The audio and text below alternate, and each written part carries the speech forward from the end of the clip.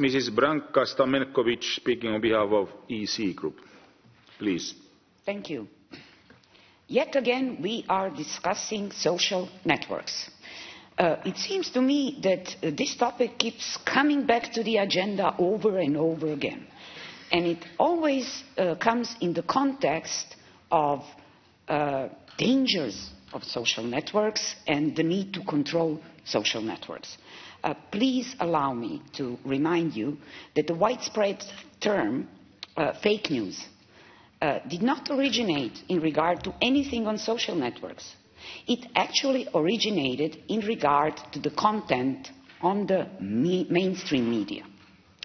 How come we never debate the fact that there is less and less pluralism in the mainstream media, that there are certain newsworthy events that the mainstream media never report about, that they are less and less doing the job of informing the public and are more and more doing the job of preaching the public and promoting just one way of looking at things. Your average Joe on the street is not dumb.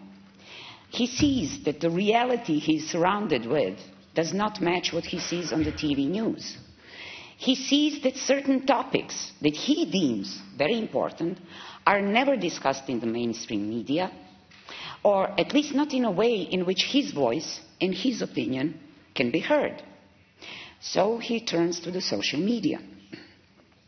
So many new political movements have sprung up and gained popular support thanks to the social media. This is because they are not in a business of preaching people, but listening to people and representing them. Now, you say this is populism, right? And you say it in a very, very disparaging way. Well, I tell you that this is the core principle of democracy, that the majority opinion should rule.